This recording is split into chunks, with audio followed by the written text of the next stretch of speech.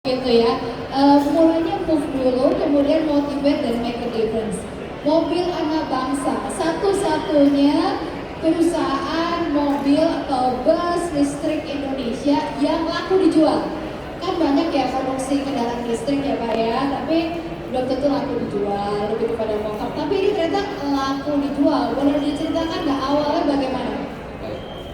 Saya boleh sambil berdiri juga, nggak mau kalah. Saya nggak mau kalah sama bos saya. Jadi kalau beliau tadi menyampaikan soal move, waktu tahun 2016 saya sebenarnya sendiri dipanggil, kemudian satu orang letek beliau, perintahnya singkat. Saya mau bikin mobil. Nah ini saya di move dulu sama beliau. Ini kalau orang Jawa Timur bilang ini Jenderal Sigi Roto Edan juga ya. Kenapa kok dibilang lo edan itu kenapa? Karena bikin mobil itu nggak gampang. Iya. Butuh waktu normalnya itu 5-6 tahun. Nah perintah Bapak berapa tahun? Perintahnya kemarin harus jadi Mbak. Oh iya. Jadi saya mempersiapkan perintah beliau itu dalam waktu 1 tahun. Jadi biasanya untuk proses pembuatan mobil mulai itu 5 tahun, ini cuma 1 tahun. 1 tahun. Waduh. Sehingga saya harus bisa move sesuai dengan perintah beliau di buku ini. Maka kami membentuk tim yang cukup lengkap. Saya dibantu tenaga ahli baik di dalam negeri maupun luar negeri. Sehingga disitulah timbul yang namanya poin nomor 2, motivate. Ya, motivate. Kami memotivasi, beliau memberikan motivasi agar supaya dalam waktu 1 tahun produk ini harus muncul.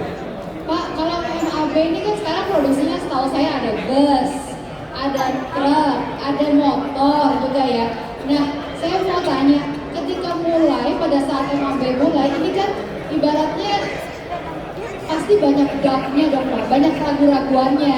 Pada saat itu orang masih berpikir, apa bisa Indonesia produksi sendiri? Apa benar mobil listrik itu laku? Kenapa nggak buatan Cina aja lebih murah? Bagaimana mengatasi doubtnya itu Pak Muldoko? Saya kira saya perlu cerita sedikit bahwa ada sebuah lompatan revolusi. 1/4 abad yang lalu sebetulnya ada sebuah revolusi dari revolusi industri, dinamakan industri, dari uap menjadi internal combustion. Nah, sebelum beliau mencanangkan mobil listrik tahun 2016, banyak tokoh-tokoh di Indonesia yang mencoba membuat kendaraan listrik. Tapi dari pengamatan saya pribadi, banyak yang belum berhasil. Ini saya kira perlu diperhatikan oleh bapak-bapak yang hadir di sini, bahwa ada sebuah momentum yang dimiliki oleh Pak Muldoko. Saya kira apa yang beliau tadi sampaikan, beliau selalu juara 1, baik di pendidikan militer, di pendidikan sesko dan seterusnya, selalu juara 1. Saya kira Tuhan memberi petunjuk pada beliau.